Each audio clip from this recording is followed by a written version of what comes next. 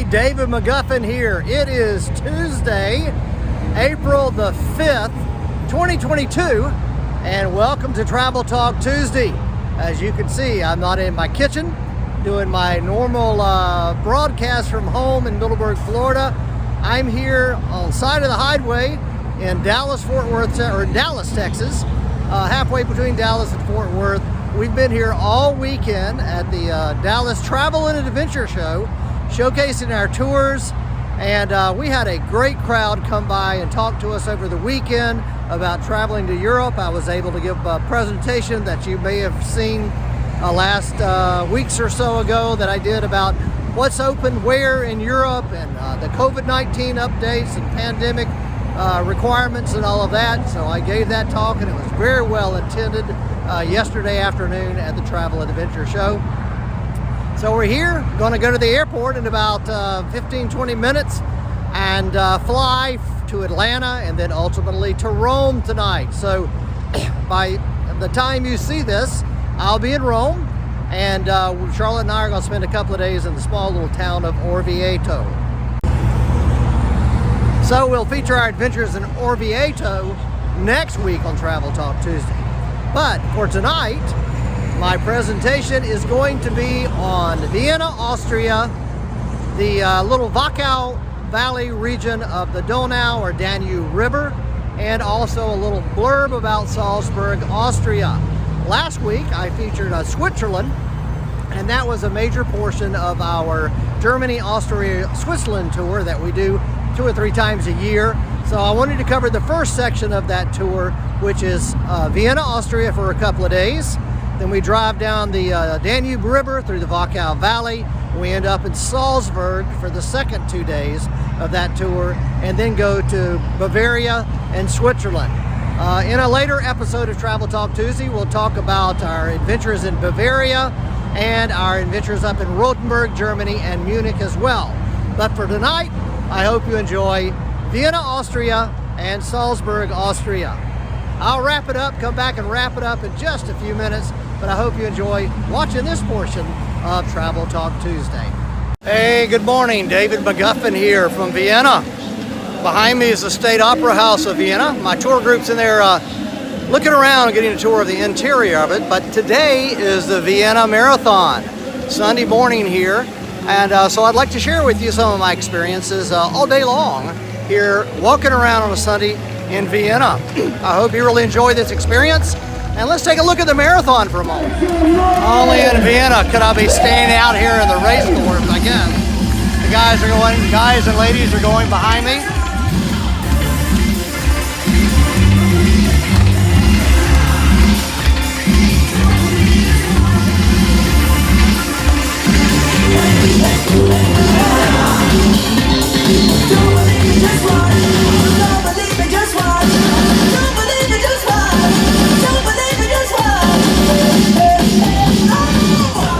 The Vienna State Opera here was built in 1869, and it's in a neo-Renaissance style. We're standing here in the plaza right outside, and you can see this big screen here, which broadcasts live from on stage almost every evening in the summer. There's about 1,700 seats inside the Opera House, along with probably about 150 or so standing room only seats that are actually cheap seats up in the top balcony.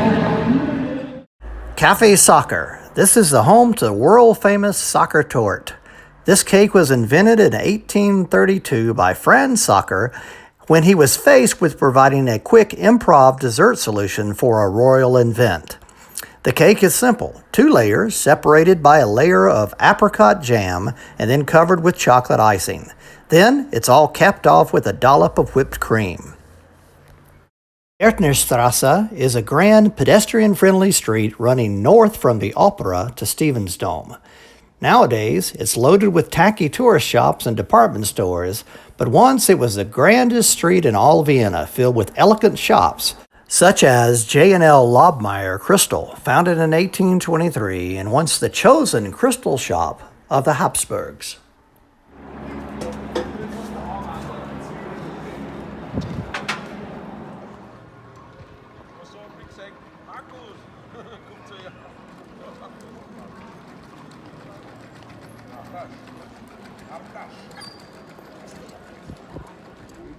Filling most of Albertina Platz, the Monument Against War and Fascism remembers the dark years from 1938 to 1945 when Austria came under the rule of Nazi Germany.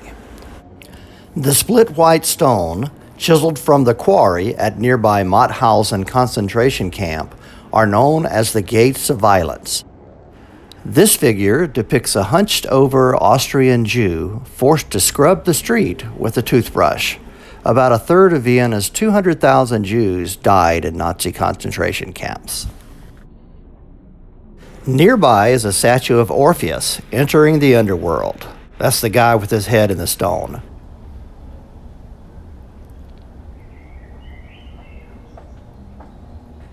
Rising behind the statue is a stone tablet with a declaration that established Austria as a democracy in 1945.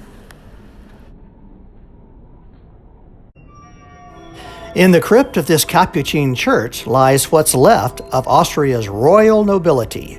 Vienna was home of the rich and powerful Habsburg family, who for centuries ruled their vast empire from here in Vienna.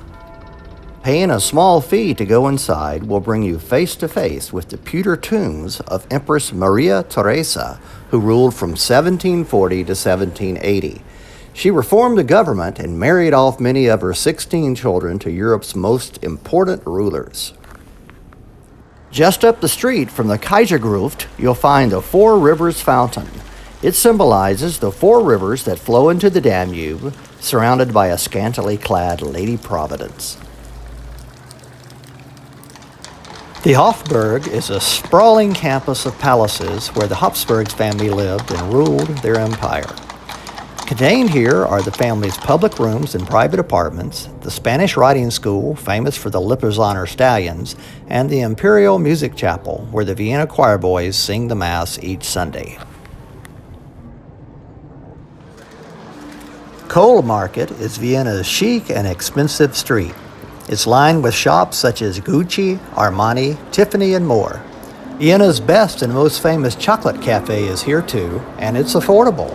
Step inside Café Dimmel for a look at the chocolate making process and for a takeaway treat as well. Sitting at a table with a piece of chocolate cake and a coffee is a great way to take in the ambience of the street scene here on Kohl Market. The Graben connects the ritzy Kohl Market with Vienna's main square, Stephansplatz. In Roman times, the Graben was a moat or a ditch along the perimeter of a military camp. By the 1900s, it was paved and filled with automobile traffic for most of the 20th century. Then, in 1972, vehicles were banned and the Graben was transformed into one of Europe's first pedestrian promenades. After the plague in 1679, Emperor Leopold I ordered St. Peter's Church to be built as a thank you to God. This is the best, highly ornamented Baroque church in Vienna, so step inside for an awe-inspired peek at the opulence. The Holy Trinity Plague Monument was built as another thank you, Lord, for the end of the plague that wiped out nearly 75,000 Viennese in 1679. Here you can see Emperor Leopold I on his knees begging God to save the city. Also, look for the angel tossing the old naked woman symbolizing the plague into the abyss. Würstel stands are all over Vienna and in Austria. Think of them as a cheap and quick place to get a stand-up meal. Add bread, beer, and condiments and you're filled up for the next few hours. Stephansplatz is Vienna's main city square. Dominating this square is Vienna's cathedral.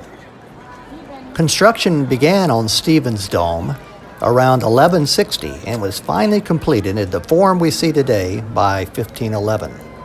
It is huge and sports an ornately tiled roof featuring the double-headed black eagles that symbolize the Habsburg family.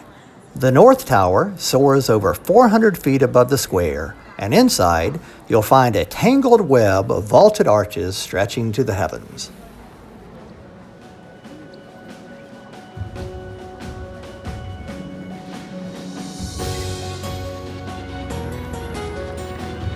Well, this is a not-so-blue Danube. Actually, in German, it's known as the Donau. And this is the little Donau, the baby Donau, or the small Danube Canal. Hey, this kind of wraps up this look around Vienna City. I hope you've enjoyed it. Your adventure starts right here with David McGuffin's Exploring Europe.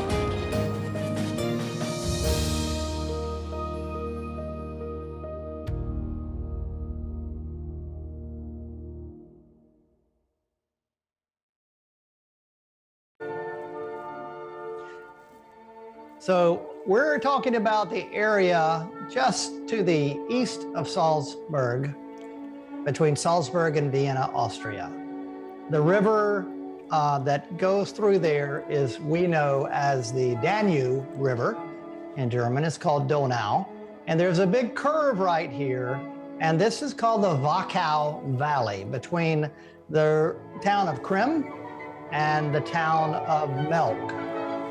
So this is the region we're going to be talking about. Now, back in the day, in 1866, this famous composer, Baroque composer named Johann Strauss, wrote a lot of waltzes in Vienna because many people were into dancing, especially the aristocracy and everything. And so he wrote this song that we know in English as the Blue Danube Waltz. I'll let it play for a moment.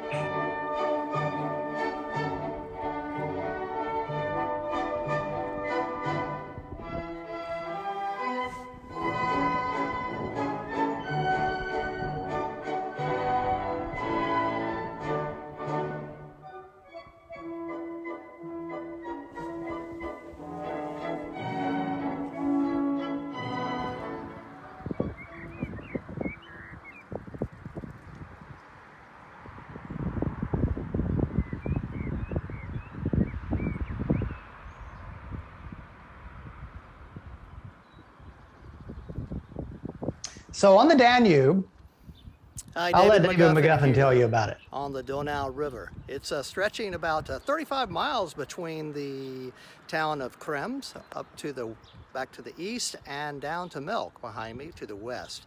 What a beautiful place through this valley called the Wachau Valley, loaded with vineyards and fruit trees. Just a great place to have an experience to get out into the countryside in Austria. Hey, your adventure starts right here with David McGuffin's Exploring Europe. So this is a little village of obviously Dürnstein. Rehearsing in here. Music caught my ears. Can you name that tune?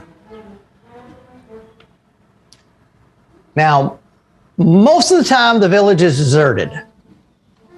And so our tours that we leave Vienna and we drive to Melk and Salzburg, we come through here about the middle of the day and there's hardly anyone in town.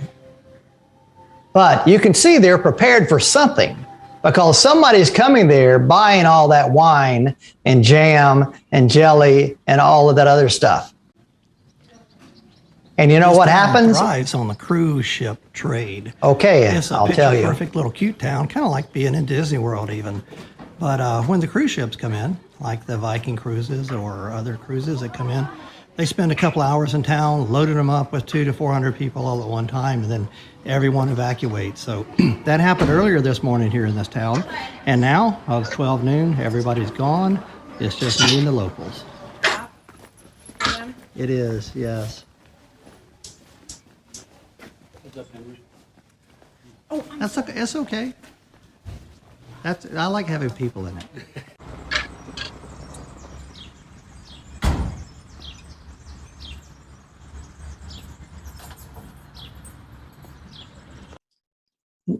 These grapevines are all over the place on this valley, and the most prolific grapes are those that produce Riesling grapes and Gruner Veltliner. This tower here is the church tower for the Abbey of Dürnstein, and this abbey has been here since 1372. But this tower is unique along the river because you can see it's painted blue and white, and you can see it for miles and miles. Now, that is not a medieval tower. It was built in the 1700s, the Baroque era in the 17th century. But it dominates the area. And up until the time of the Reformation, it was a Catholic church dedicated to Mary, and then became a Protestant church of one of the dioceses there as well. More vineyards right around Dürnstein. And that castle up there, I think I'm going to tell you about real quickly, about Richard the Lionhearted, the English guy.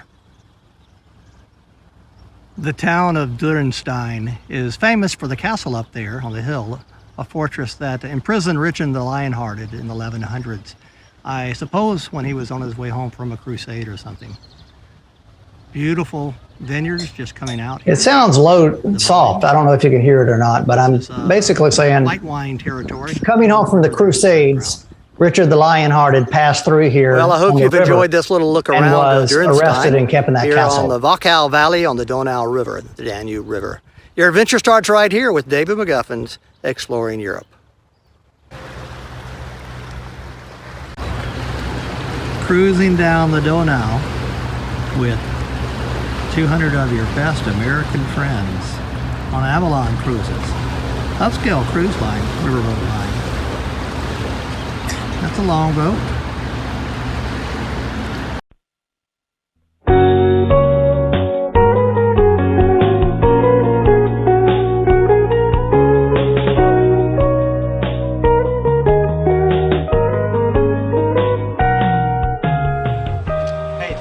Salzburg, Austria, and we're going to visit the Monk's Brewery. We're up on the hill above the town.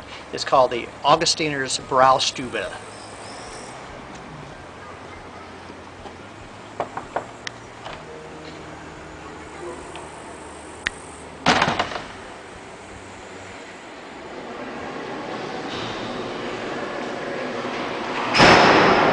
it's kind of crazy here because you don't really know where you're going. You have to know where you're going to get down into the garden. So we're actually in a church in a monastery in Convent.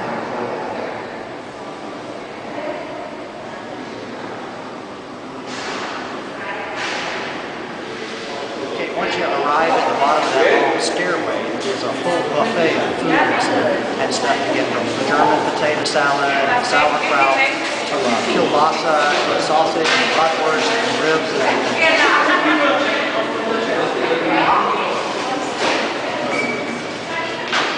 best thing is this beer garden out here. Take a look around all these tables.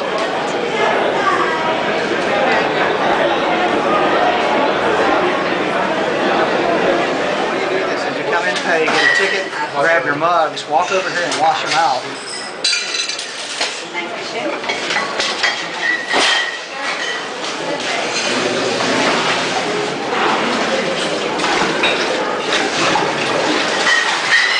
Give him the guy who filled them up.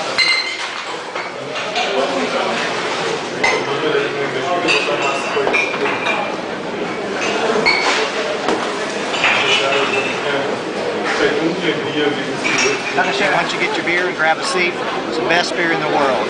Prost.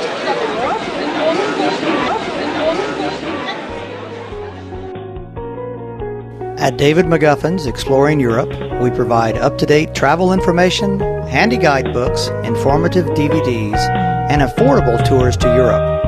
For complete information, check us out on the web at davidmcguffin.com.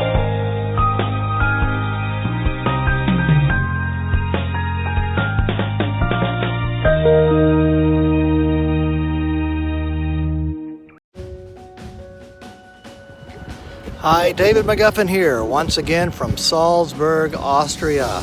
It's March and the weather is wonderful. Just arrived here with a pretty large group doing some musical performances in this city of Mozart. Hope you enjoyed this little look around Salzburg, Austria.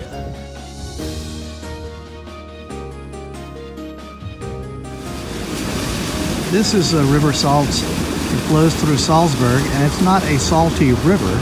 It's named for it being a method of transporting salt from the mountains in this direction back to the west over the centuries. The salt was mined in a nearby place called Kuisine and transported by barge on the river. And the salt, as you know, during this time in the Middle Ages was used as a great preservative for foods. Time after time, this still ranks as one of my favorite views of the old town of Salzburg, with the Hohensalzburg fortress up on the hill behind.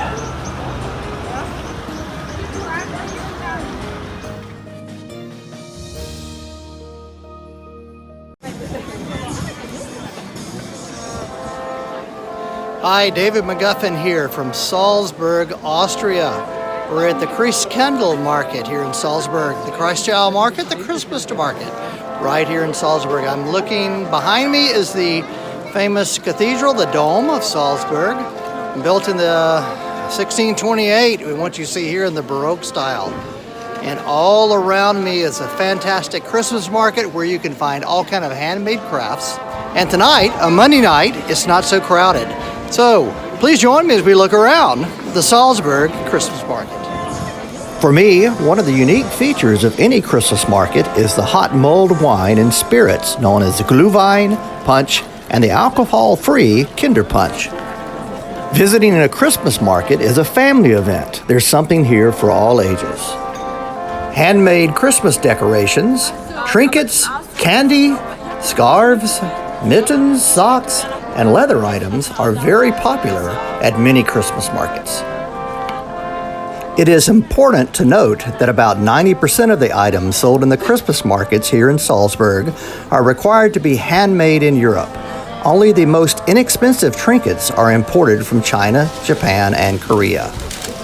Let's not forget about the food. It's one of the best features of the markets. You'll find many varieties of hot dog, bratwurst, fresh bread, pizzas, and flatbreads. For the vendors, manning a booth is a grueling 25 days of nonstop work. Many vendors stake their yearly business success on their making a profit at the Christmas markets.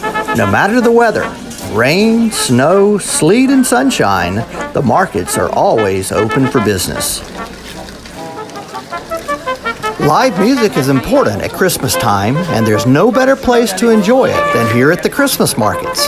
Each day, you likely will find several performances by local choirs, brass bands, and woodwind ensembles.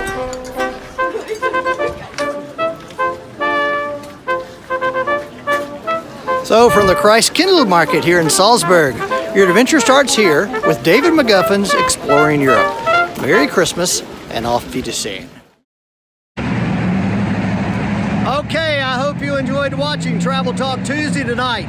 I'm in Texas and they tell me that Whataburger is a big deal here. And believe you me, I think it is, because this thing is open 24 hours. It's right next to our hotel, and it is loaded with traffic in the drive-thru day in and day out. I may have to go in and try a Whataburger. I've never had one. We have a Whataburger near my home in Middleburg, but I've never driven by because it never looks like anyone's there. So maybe for lunch I'll have a Whataburger. Hey, thank you for watching Travel Talk Tuesday tonight. I hope you enjoyed looking a little bit at Salzburg, the Wachau Valley, and Vienna, Austria. We'll catch you next week from Italy. Until then, thanks for watching. Have a great week. Bye-bye.